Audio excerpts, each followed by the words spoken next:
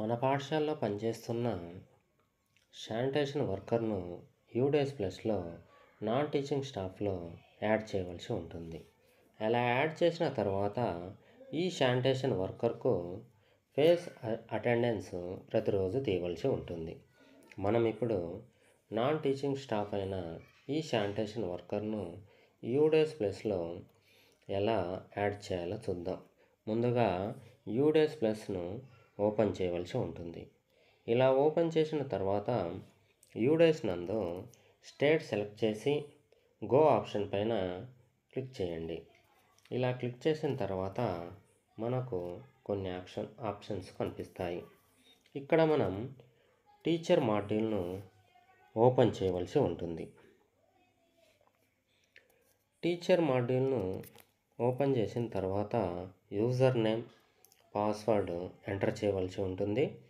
ఇక్కడ మన పాఠశాలకు సంబంధించిన యూజర్ నేమ్, పాస్వర్డ్ను ఎంటర్ చేయవలసి ఉంటుంది. ఇలా ఎంటర్ చేసిన తర్వాత మనకు స్క్రీన్ పైన click here, teaching, non teaching, VTP, DCF to fill the data అక్కడ కనిపిస్తున్న గో పైన క్లిక్ చేయవలసి ఉంటుంది.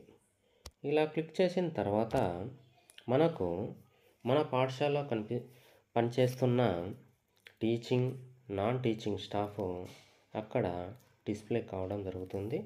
అక్కడ నాన్ టీచింగ్ స్టాఫ్ దగ్గర plus add non teaching staff దగ్గర క్లిక్ చేయవలసి ఉంటుంది. ఇలా క్లిక్ చేసిన తర్వాత మనకు మన పాఠశాలలో పనిచేస్తున్న శానిటేషన్ వర్కర్కి సంబంధించిన జనరల్ ప్రొఫైల్ మనకు అక్కడ కనిపించడం జరుగుతుంది. ఇక్కడ ముందుగా శానిటేషన్ వర్కర్ యొక్క నేమ్ను క్యాపిటల్ లెటర్లో ఎంటర్ చేయవలసి ఉంటుంది. ఆ తర్వాత శానిటేషన్ వర్కర్ యొక్క జెండర్ను మనము క్లిక్ చేయవలసి ఉంటుంది. ఆ తర్వాత శానిటేషన్ వర్కర్ యొక్క డేట్ ఆఫ్ బర్త్ను ఎంటర్ చేయవలసి ఉంటుంది.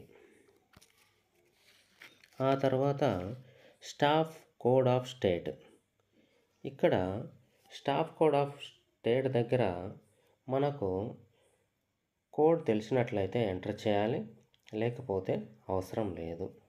ఆ తర్వాత శానిటేషన్ వర్కర్ యొక్క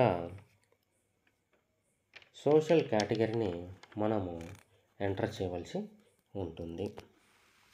ఆ తర్వాత హైయెస్ట్ అకాడమిక్ క్వాలిఫికేషన్స్, మన శానిటేషన్ వర్కర్ యొక్క హైయెస్ట్ అకాడమిక్ క్వాలిఫికేషన్స్ను అక్కడ సెలెక్ట్ చేయవలసి ఉంటుంది. ఆ తర్వాత ట్రేడ్, డిగ్రీని సెలెక్ట్ చేయవలసి ఉంటుంది. ఆ తర్వాత శానిటేషన్ వర్కర్ యొక్క మొబైల్ నంబర్ను ఎంటర్ చేయవలసి ఉంటుంది. ఈ మొబైల్ నంబరు ఇప్పుడు పనిచేస్తున్నదై ఉండాలి.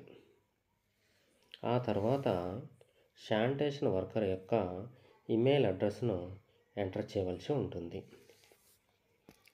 ఇక్కడ శానిటేషన్ వర్కర్కు సంబంధించిన ఈమెయిల్ అడ్రస్ లేకపోయినట్లయితే మన పాఠశాలకు సంబంధించిన ఈమెయిల్ అడ్రస్ను ఎంటర్ చేయవలసి ఉంటుంది.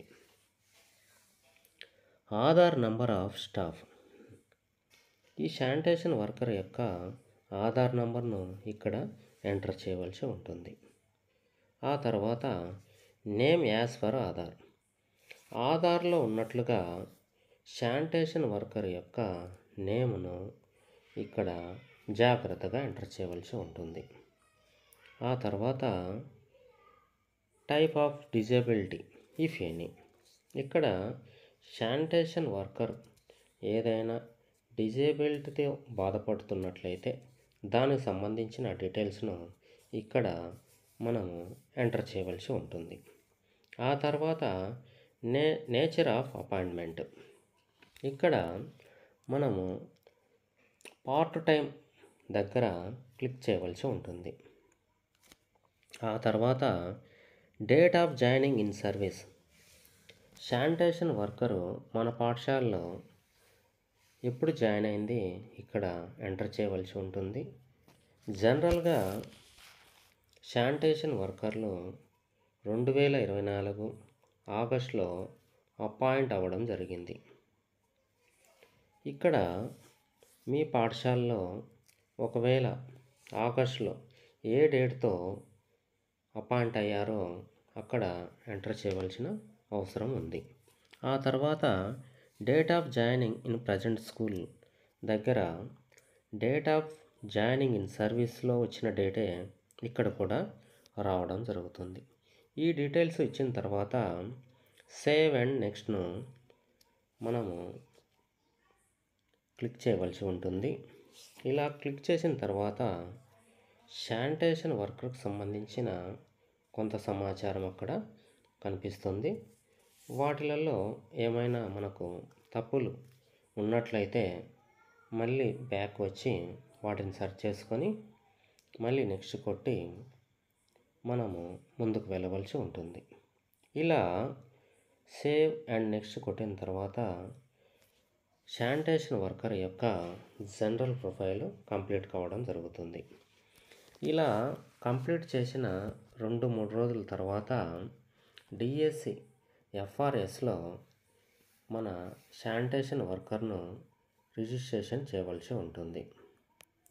అలా రిజిస్ట్రేషన్ చేసిన తర్వాత ప్రతిరోజు మన శానిటేషన్ వర్కర్కు ఫేస్ అటెండెన్స్ తీయవలసి ఉంటుంది.